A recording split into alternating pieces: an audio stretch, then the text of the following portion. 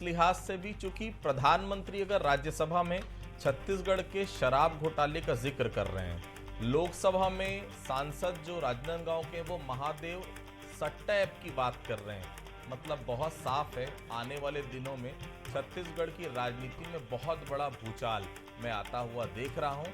फिलहाल इससे जुड़ी एक रिपोर्ट देखते हैं, उसके बाद अपने मेहमानों से भी मिलवाएंगे और इस चर्चा को हम आगे भी बढ़ाएंगे।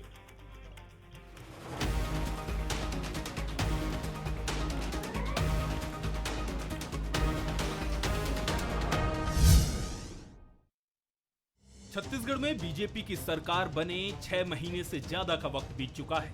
प्रदेश में साय सरकार हर मोर्चे पर डटकर काम कर रही है। इन सब के बीच अभी भी बीजेपी के निशाने पर पिछली भूपेश सरकार के कार्यकाल में हुए काम ही है। बुधवार को प्रधानमंत्री ने राज्यसभा में राष्ट्रपति के अभिभाषण पर जवाब देते हुए कथित शराब घोटाले का जिक्र करते हुए कांग्रेस पर तंज कसा। अब आप मुझे बताइए, भ्रष्टाचार करे आप, शराब घोटाला करे आप, बच्चों के क्लास के बनाने में घोटाला करे आप, पानी तक में घोटाला करे आप, आपकी शिकायत करे कांग्रेस, आपको कोर्ट में घसीट करके ले जाए कांग्रेस, और अब कार्रवाई हो तो गाली दे मोदी को। पीएम से पहले छत्तीसगढ़ की राजनांदगांव लोकसभा सीट से सांसद संतोष पांडे ने भूपेश बघेल का नाम लिए बगैर जमकर हमला बोला था। संतोष पांडे ने महादेव सट्टा ऐप को लेकर कांग्रेस की घेराबंदी की थी। आपने छत्तीसगढ़ में, मैं नाम नहीं लूंगा, आपके पूर्व मुख्यमंत्री का जो निपटा दिए छत्तीसगढ़ को, और वो आकर के लोकसभा में भी निपट गए। वो महादेव जी के नाम से सट्टा चला रहे थे, जिसे छत्तीसगढ़ की जनता ने निपटा दिया। आपको ध्यान होगा, 6000 करोड़ से ऊपर का सट्टा, जिसका संचालन आपके पूर्व मुख्यमंत्री ने किया। छत्तीसगढ़ की सत्ता से बेदखल होने के बाद से कांग्रेस के तारे गर्दिश में हैं। पहले अपनों ने बगावत में ताल ठोकी तो बीजेपी ने भी लगातार उसको निशाने पर ले रखा है। गढ़ के भ्रष्टाचार की गूंज दिल्ली में सुनाई देगी तो सूबे की सियासत में उसका असर भी होगा। इस मसले पर बीजेपी प्रदेश अध्यक्ष किरण सिंह देव ने कहा कि पिछली सरकार के भ्रष्टाचार की गूंज पूरे देश में सुनाई दे रही है, जिसका असर अभी तक हो रहा है। तो वहीं कांग्रेस संचार प्रमुख ने कथित घोटालों को ईडी और बीजेपी की साजिश करार दिया। देखिए, पिछली सरकार के जो भ्रष्टाचार के कारनामे हैं और उनकी गूंज तो पूरे देश में गई है, और इसी का परिणाम है कि विधानसभा चुनाव में महज 5 वर्षों की सरकार को जनता ने सत्ता से अलग कर दिया, भारतीय जनता पार्टी के ऊपर विश्वास व्यक्त किया, और ये सब परिणाम आपको लोकसभा में भी देखने को मिले हैं। छत्तीसगढ़ का तथाकथित शराब घोटाला, जिसका जिक्र नरेंद्र मोदी जी ने राज्यसभा में किया है, वह भारतीय जनता पार्टी की साजिश थी। ईडी और भारतीय जनता पार्टी ने मिलकर इस शराब घोटाला की पटकथा लिखी थी। इस शराब घोटाला को तो सुप्रीम कोर्ट ने खारिज कर दिया था। भारतीय जनता पार्टी की सरकार बनने के बाद ईडी और ईओडब्ल्यू ने मिलकर फिर से इसमें एफआईआर दर्ज किया है। छत्तीसगढ़ में विधानसभा और लोकसभा चुनाव के बाद नगरीय निकाय चुनाव की बिसात बिछने लगी है। इन सब के बीच प्रदेश की पूर्ववर्ती भूपेश सरकार के कथित घोटालों पर दिल्ली से हुंकार सुनाई दे रही है। दिल्ली का दखल सियासत के कैनवास में नए रंग भर रहा है, जो बीजेपी को गुलजार कर रहा है तो कांग्रेस की सियासी लज्जत खराब कर रहा है। शराब घोटाले की जांच ईडी के हवाले है, गिरफ्तारियां भी ताबड़तोड़ हो रही है, कार्रवाइयों का जोर भी चल रहा है। लेकिन कल राज्यसभा में जिस तरह से प्रधानमंत्री की तरफ से शराब घोटाले को लेकर भूपेश बघेल पर किया गया कटाक्ष आने वाले दिनों में बड़े सियासी तूफान की तरफ इशारा कर रहा है। आज इसका इफेक्ट भी दिखना शुरू हो गया। शराब घोटाले के मास्टरमाइंड कहे जाने वाले अनवर ढेबर के खेत से शराब घोटाले का बड़ा सबूत लगा तो ईडी ने सोशल मीडिया पर 2 और गिरफ्तारियों की जानकारी साझा की। वैसे भी चुनाव से पहले ही भूपेश बघेल दिल्ली से लेकर रायपुर तक राजनीतिक गलियारों के निशाने पर रहे। ऐसे में प्रधानमंत्री की तरफ से आया बयान ये साफ इशारा कर रहा है कि भूपेश बघेल शराब घोटाले से लेकर सट्टा ऐप मामले में पूरी तरह से घिरने वाले हैं। तो क्या छत्तीसगढ़ में फिर से बदले की राजनीति शुरू हो रही है, या फिर वाकई में घोटाले की जद में पूर्व मुख्यमंत्री भूपेश बघेल आने वाले हैं? क्या वाकई में सरकार की शह पर शराब घोटाले से लेकर सट्टा ऐप और कोयला घोटाला तक होता रहा और सरकार सोती रही? इसी विषय पर हम चर्चा करेंगे। हमारे साथ चर्चा करने के लिए तीन बेहद खास मेहमान मौजूद हैं। अजय गंगवानी साहब मौजूद हैं, कांग्रेस के वरिष्ठ नेता प्रवक्ता हैं, बहुत स्वागत करता हूं। लक्ष्मी वर्मा जी हैं, प्रदेश उपाध्यक्ष रही भारतीय जनता पार्टी की वरिष्ठ नेत्री हैं, बहुत स्वागत करता हूं उनका। वरिष्ठ पत्रकार रामावतार तिवारी जी हमारे साथ जुड़े हैं, बहुत स्वागत करता हूं उनका। सबसे पहले लक्ष्मी जी के पास चलता हूं। लक्ष्मी जी, शराब घोटाला क्या इतना बड़ा घोटाला हो गया कि प्रधानमंत्री को राज्यसभा में बोलना पड़ गया छत्तीसगढ़ के बारे में? राज्य स्तर पर आपकी सरकार है, आप संभाल नहीं पा रहे हैं क्या? सबूत है, बाकी चीजें पहले से आपके पास है, सट्टा ऐप की जानकारी आपके पास है, शराब घोटाले में रोज कार्रवाइयां हो रही हैं, तो यहाँ की बात दिल्ली तक ले जाना और राज्यसभा में बोलना, कुछ संकेत समझ में नहीं आ रहा। लक्ष्मी जी, थोड़ा क्लियर करेंगे। देखिए, छत्तीसगढ़ में निश्चित रूप से जब कांग्रेस की सरकार रही तो जिस प्रकार से घोटाला हुआ, और छत्तीसगढ़ के जो घोटाले हैं पूरे देश में जो गूंजा, और बड़ा घोटाला है शराब घोटाला। जैसे आज आम आदमी पार्टी जो खुद फंसी हुई है शराब घोटाले में, ये लगातार इनके जो यहाँ सह सचिव थे उन्होंने महासमुंद जिले को लेके कलेक्टर से शिकायत की, और उन्होंने कहा था मीडिया के सामने कि यहाँ 2000 शराब जो करोड़ का शराब घोटाला, वो 2000 नहीं 9000 करोड़ का शराब घोटाला है। आज भले कुछ भी कहे, और इतना बड़ा अगर घोटाला छत्तीसगढ़ में शराब का होता रहा है और भी अन्य घोटाले हुए हैं, तो उन घोटालों को निश्चित रूप से ये कांग्रेस जो हमेशा हल्ला करते रहती है, कोई भी आज देखिए आप जिस तरह से आम आदमी को गुमराह करने के का सोच रखती है, तो उनका हकीकत क्या है ये बताना भी जरूरी है। आज बड़े बड़े इनके अधिकारी जो उस घोटाले में शामिल रहे हैं वो जेल के पीछे हैं, और उनके सबूत भी हैं, उनके सबूत है, और सबूत के आधार पे वो जेल के अंदर है। आप ही अभी कह रहे थे कि अभी जो अनवर ढेबर, एजाज ढेबर के जो यहाँ फार्म हाउस है उनके पिता के नाम से शायद मुझे लगता है वहां पे मोनोग्राम जो है वो जब्त हुआ है नकली। तो इससे साबित होता है कि किस तरह से नकली होलोग्राम के माध्यम से अवैध जो शराब है उसको शराब जो दुकान है वहां तक पहुंचाया जाता था, और इनलीगल जो शराब है वहां पे टेबल में जो सरकारी दुकान है वहां पर रखकर बेचा जाता था। तो ये इतना बड़ा घोटाला सरकार के संरक्षण में होना ये बड़ा शर्मनाक है, और ऐसे घोटाले अगर छत्तीसगढ़ में कांग्रेस की राज में हुआ है तो ये कोई छोटी मोटी बात नहीं है।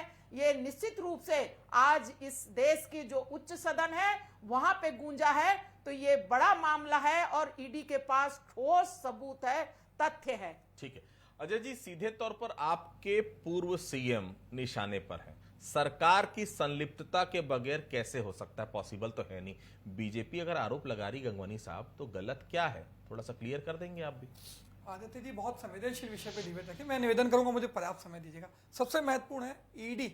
आज इस प्रकार से न केवल ईडी, आईटी, सीबीआई, आज केंद्र की मोदी सरकार और उनके दबाव में जिस प्रकार से काम कर रही है लगातार। आदित्य जी, सुप्रीम कोर्ट के निर्णय सुन लीजिए, उन्होंने स्पष्ट उससे कई बार दिशा निर्देश दिए कि ईडी अपनी कार्रवाई को पारदर्शी बनाए, टारगेटेड कार्रवाई न करे। आज वो जिस प्रकार से दिख रहा है कि विपक्ष की इमेज को धूमिल करने के लिए, लोगों को टारगेट करने के लिए, सिर्फ और सिर्फ लोकसभा चुनाव जीतने के लिए, व्यक्तिगत स्वार्थ पूर्ति के लिए संवैधानिक संस्था का दुरुपयोग किया जा रहा है, ये न केवल छत्तीसगढ़ की जनता, देश की जनता समझ रही है। सुप्रीम कोर्ट ने स्पष्ट रूप से कहा कि भैया लगातार जो कार्रवाई है वो टारगेटेड है। आज महत्वपूर्ण बात यह है कि जो उसका कन्विक्शन रेट है वो आधे % से भी कम है, मतलब 100 मामले दर्ज करती है तो 0.49% जो है वो आरोपी दिखता है। और देखिए लगातार इस बात के उदाहरण है, चाहे अजीत पवार, प्रफुल्ल पटेल, हेमंत बिस्वा शर्मा, येदुरप्पा, मैं लंबी लिस्ट है 100 से ज्यादा। देखिए लगातार मोदी जी लगातार चुनावी सभा में जिस पे आरोप लगाते रहे वो भारतीय जनता पार्टी में शामिल होता है, ईडीआईटी की कार्रवाई समाप्त हो जाती है। चिंतामणि महाराज जिसपे लगातार कोल घोटाले का आरोप लगा, लाखों रुपए की रिश्वत देने की बात की गई, वो भारतीय जनता पार्टी में शामिल होते हैं। एओडब्ल्यू जो एफआईआर दर्ज करती है, चिंतामणि महाराज का नाम गायब, आज वो सांसद की टिकट दे के भाजपा के सांसद। तो दिख रहा है कि जो टारगेटेड कार्रवाई की जा रही। देखिए सबसे महत्वपूर्ण बात स्पष्ट कर दूं, ये शराब घोटाले की बात मेरी बहन लक्ष्मी जी कर रहे हैं, थोड़ा स्टडी कर लें। आज 6 महीने शायद सरकार को हुआ है, छह महीने में 3 बार आबकारी नीति में परिवर्तन। आज 4400 करोड़ का शराब घोटाला कैसे किया गया स्पष्ट कर देता हूं। सबसे पहले रमन सिंह जी ने 2013 से 2017-18 तक का जो समय था उसमें डायरेक्ट निर्माताओं से खरीदने की बात की। आज 2012-13 से 13-14 में 60% कमीशन, जो अन्य राज्यों की तुलना में 2.5 गुना। 2014-15-16-17 में 50% कमीशन। फिर से अभी डायरेक्ट जो निर्माताओं से खरीदी की बात की जा रही है, ये मोटे कमीशन और भ्रष्टाचार का नतीजा है। 4400 करोड़ रुपए की पहले चोट पहुंचाई। आज मेरी मित्र बहन जो एक आरोप लगा रही थी, आप जो शराब की आबकारी नीति दिल्ली में चला रही है, वो भी आरोप यही लग रहा है कि डायरेक्ट जो शराब निर्माताओं से खरीदी करके लंबी शराब की कमीशन वसूल कर रहे हैं। यही जो प्रणाली है, जो आबकारी नियम है, ये छत्तीसगढ़ में शायद अगर लागू कर रही है। आखिर इसके पीछे की नियत नीति मंशा क्या है? और ये दिख रहा है कि आप शराब के मूल्य में 15% की वृद्धि करते हैं। ये वही भारतीय जनता पार्टी है जो पहले भी 184 साल शराब की आबकारी नीति में परिवर्तन करके शराब का सकारीकरण करती है। आज भी वो कैबिनेट के बूटा आदित्य जी, छत्तीसगढ़ की जनता नहीं भूली है जो 1500 करोड़ रुपए की कमीशन आखिर शराब से किसके जेब में जा रही है। ये प्रेम प्रकाश पांडे जी ने प्रश्न उठाया था। मैं दूसरी बार भी आऊंगा साहब, पूरा पर्याप्त समय आपको दिया, आगे भी दूंगा मैं।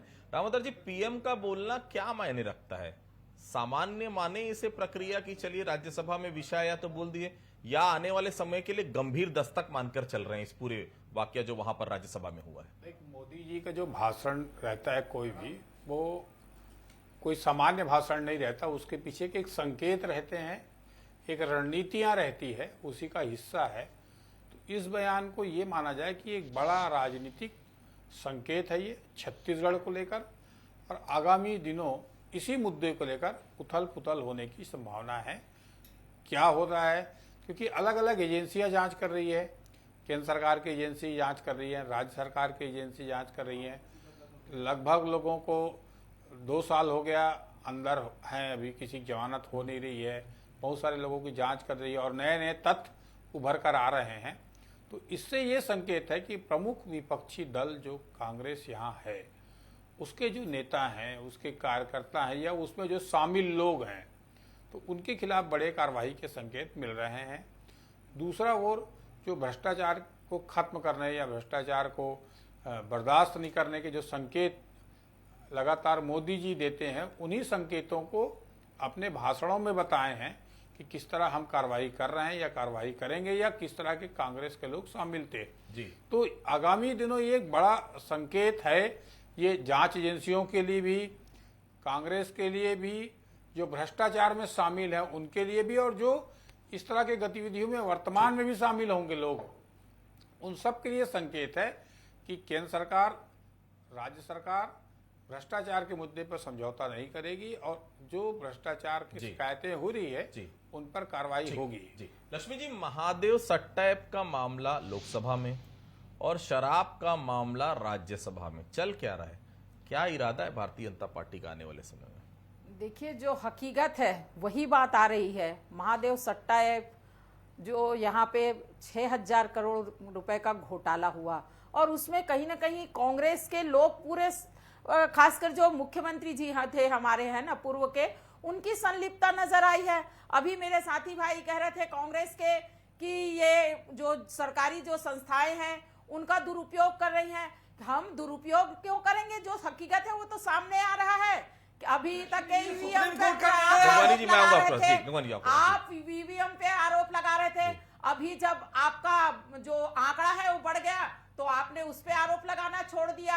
आप अपने जो काले कारनामे, जो लोकतंत्र के इतिहास में काला दिवस के रूप में लिखा गया है, 1972 में जो चुनाव इंदिरा गांधी का अवैध करार हुआ और 1975 में आपने आपातकाल लगाया, तो क्या ये वही लोकतंत्र है?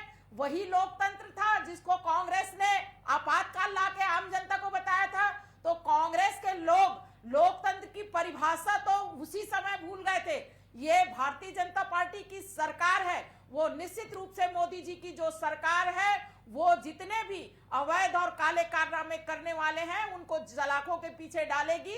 ये हमारी मंशा है, और निश्चित रूप से अगर कोई कार्रवाई कर रहे हैं तो वो पाक साफ है, तो वो बच के निकल जाएंगे। लेकिन जो हकीकत सामने आ रहा है जांच के दौरान, क्या वो झूठा है? क्या अभी मोनोग्राम जो मिला है वो क्या गलत मोनोग्राम वो शराब घोटाले में उपयोग किया मोनोग्राम लग रहा है। तो ये सारे जो सबूत है, जो बिल्कुल। तथ्य सामने आ रहे हैं, क्या उसको झुठला सकती है कांग्रेस? बिल्कुल, तो मैं- ये मैं बहुत जवाब ही निंदनीय है कि ठीक। ये सरकारी संस्थाओं पे आरोप लगाना बंद करे, ठीक। ये मैं कहना चाहती हूँ। जी भगवानी साहब, आपको नहीं लग रहा है कि बघेल जी मुश्किलों में घिरने वाले, कैसे निपटेगी पार्टी? विधानसभा चुनाव आप हार गए, लोकसभा में प्रदर्शन आपका आपने खुद देख लिया, हर स्तर पर घोटाला सामने आ रहा है, जेल जाने की नौबत भी सामने आ रही, जिस तरह से बयान सामने आ रहे हैं, कैसे निपटेगी कांग्रेस पार्टी? आदित्य जी, कहीं ना कहीं एक स्पष्ट रूप से दिख रहा है कि ये जो पूरी स्क्रिप्ट थी वो भारतीय जनता पार्टी द्वारा तैयार की गई थी। इस साजिश और षड्यंत्र के पीछे पूरी तरह केंद्र की मोदी सरकार, भारतीय जनता पार्टी शामिल है। शराब मैं घोटाला नहीं हुआ था, मतलब चार छत्तीसगढ़ बातें में? स्पष्ट कर दूं पहले, मेरा निवेदन है कंप्लीट करा देते जी। देखिए, महादेव सट्टा की बात करें, जो गाड़ी जिसपे कैश बरामद की गई वो भारतीय जनता पार्टी के कदावर मंत्री के भाई की गाड़ी है। आखिर क्यों ईडी और एओडब्ल्यू उनसे पूछताछ नहीं करे? पहली बात, जिस असीम दास के बयान पे आप केस दर्ज करते हैं, उन्होंने स्पष्ट रूप से सुप्रीम कोर्ट में बयान दिया कि भैया मैं अंग्रेजी नहीं जानता हूं, मुझ पे 10 पेज के अंग्रेजी के बयान पे जबरदस्ती हस्ताक्षर किए गए। जो मेन भूमिका थी जिसके आधार पर केस दर्ज किया जा रहा है, वो दिख रहा है कि ईडी और केंद्र सरकार की साजिश है। और 5 चीजें महत्वपूर्ण है, आज हमने लगातार कार्रवाई की, 72 एफआईआर दर्ज की गई, 150 से ज्यादा लोगों की गिरफ्तारी की गई, 180 बैंक खाते सीज किए गए, 300 से ज्यादा मोबाइल जब्त की गई, 40 से ज्यादा लैपटॉप दर्ज किए गए। हमने लगातार कार्रवाई की। हमारी जब पुलिस नोएडा जाती है, उत्तर प्रदेश की पुलिस आखिर किसके इशारे पर, किसको बचाने के लिए, अपराधियों को बचाने का प्रयास करती है? यहाँ के कदावर मंत्री महादेव सट्टा का समर्थन करते हैं। हमारे प्रयासों का नतीजा था कि गूगल ऐप से महादेव सट्टा हटा।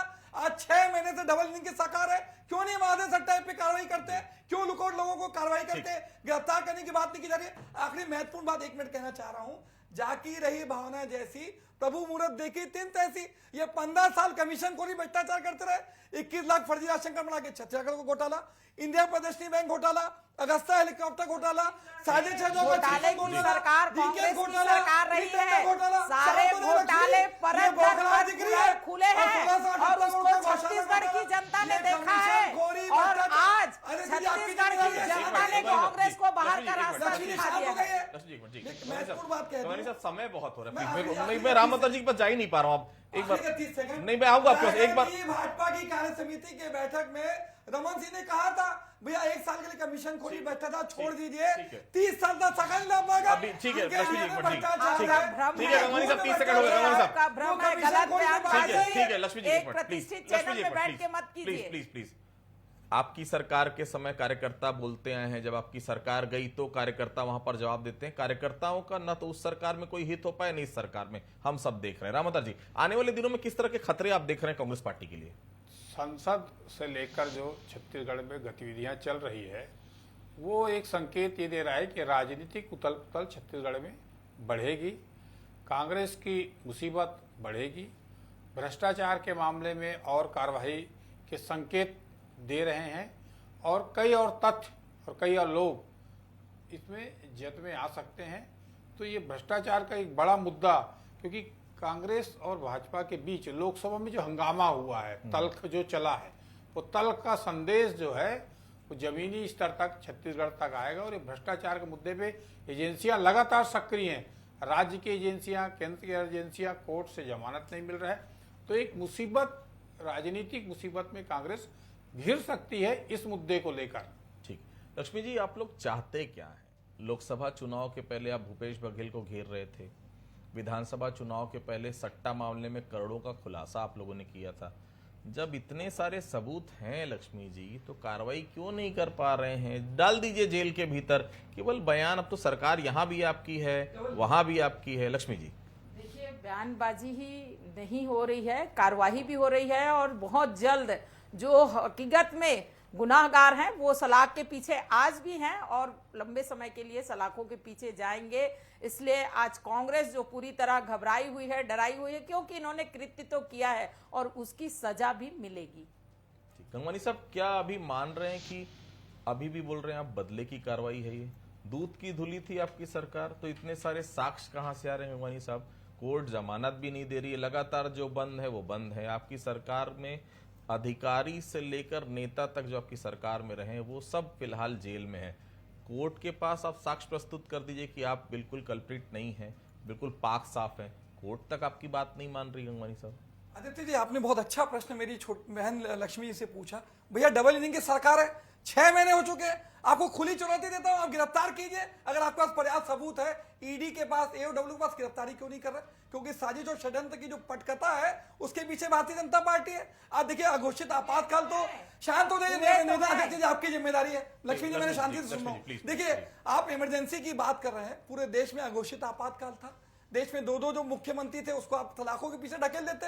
आज झारखंड के मुख्यमंत्री को तो जमानत दे दी गई थी, आज अरविंद केजरीवाल जी को भी जमानत दे दी गई। आखिर जो टारगेटेड करके सीबीआई के माध्यम से फिर सलाखों के पीछे ढकेल दिया गया। आखिर ईडी चाहती क्या है, सीबीआई चाहती क्या है? विपक्ष के नेताओं को दबाव डाल के आज प्रेशर पॉलिटिक्स के दम पे, आदित्य जी एक महत्वपूर्ण आंकड़ा दे दूं, 116 नेताओं को ईडी, आईटी, सीबीआई के प्रेशर दम पे भारतीय जनता पार्टी में शामिल करके ये लोकसभा के टिकट देते हैं। तो ये इनका चरित्र है सत्ता की प्राप्ति के लिए। प्रेशर में आते क्यों है वो? अगर कुछ गलत नहीं किए तो ये भी तो बता दीजिए। प्रेशर में वही इंसान आएगा जो कुछ ना कुछ गलत करेगा, कुछ ना कुछ काले कारनामे करेगा। आम आदमी को क्या लेना देना, कितना प्रेशर आप डाल दीजिए। दो चीजें स्पष्ट है। बहुत अच्छा प्रश्न आदित्य जी, मैं 10 सेकंड दूंगा आपको। 10 सेकंड दीजिएगा। मुझे बता दीजिए, आज जो दो आरोपी में शामिल रहते हैं, चाहे चिंतामणि महाराज, अजीत पवार, प्रफुल्ल पटेल, हेमंत बिस्वा शर्मा, येदुरप्पा, पूरी लंबी लिस्ट है, ज्योतिरादित्य सिंधिया, आखिर ये क्यों पहले भ्रष्टाचार में शामिल होते हैं, भाजपा में शामिल होने के बाद क्यों पाक साफ हो जाते हैं? एक आखिरी महत्वपूर्ण बात कह दूं आदित्य जी, जो पाक साफ की बात कर रहे हैं, न खाऊंगा न खाने दूंगा। दिल्ली एयरपोर्ट का देख लीजिए, अटल सेतु में दरार, जयपुर एयरपोर्ट में दरार, राजकोट एयरपोर्ट, द्वारका एक्सप्रेस, आयुष्मान भारत योजना, अयोध्या के वहां पे ये न केवल रामत अली से सवाल है, ये केंद्र की मोदी सरकार का गंगवानी साहब, लक्ष्मी जी प्लीज, लक्ष्मी जी प्लीज। रामत जी, आखिरी सवाल आपका, आप इसका अंजाम क्या देख रहे हैं आने वाले समय में? नगरीय निकाय की पॉलिटिक्स तक सीमित रहेगा ये जो आने वाले समय में चुनाव है, या कुछ और संकेत देख रहे हैं? एक्शन रिएक्शन आने वाले समय में देखने को क्या छत्तीसगढ़ को मिलेगा? छोटा सा जवाब दीजिए। देखिए, एक्शन और रिएक्शन दोनों देखने को मिलेगा। वो इस मायने में कि देश की राजनीति और प्रदेश की राजनीति दोनों में देखने को मिलेगा, क्योंकि भाजपा भ्रष्टाचार के मुद्दे पर कार्रवाई करते हुए दिखेगी और ये संकेत देश भर में देगी कि हम प्रशासन, मजबूत प्रशासन, अच्छा प्रशासन देना चाहते हैं और कांग्रेसी भ्रष्ट हैं। तो एक राजनीतिक नजरिया भी रहेगा, प्रशासनिक नजरिया भी रहेगा, और एक मजबूत नेतृत्व की बात एक तरह से अपने रणनीति का हिस्सा जो है वो आगामी दिनों दिख सकता है। देखिए, राज्यसभा में जिस तरह से प्रधानमंत्री नरेंद्र मोदी ने शराब घोटाले का जिक्र किया, लोकसभा में सांसद ने जिस प्रकार से महादेव सट्टा ऐप का जिक्र किया, आने वाले समय में निश्चित तौर पर छत्तीसगढ़ में बड़ी कार्रवाइयां देखने को मिल सकती है। और निश्चित तौर पर जो संकेत मिल रहे हैं, हालांकि कांग्रेस पार्टी का साफ तौर पर यही कहना है कि जो भारतीय जनता पार्टी में शामिल होता है वो पाक साफ हो जाता है। अगर हमने गड़बड़ियां की हैं तो हमें जेल में डालिए, आपके पास पर्याप्त सबूत है तो फिर किस बात का इंतजार कर रहे हैं? तो जनता भी इंतजार कर रही है, लेकिन हाँ, एक बात बहुत साफ है, आने वाले समय में जो संकेत मिल रहे हैं, बड़ी कार्रवाइयां छत्तीसगढ़ में हो सकती है। आप सभी हमारे साथ जुड़े, आप सभी लोगों का बहुत बहुत धन्यवाद। आज का मुद्दा फिलहाल इतना ही, बाकी खबरों के लिए आप लगातार बने रहिए बंसल न्यूज के साथ। नमस्कार।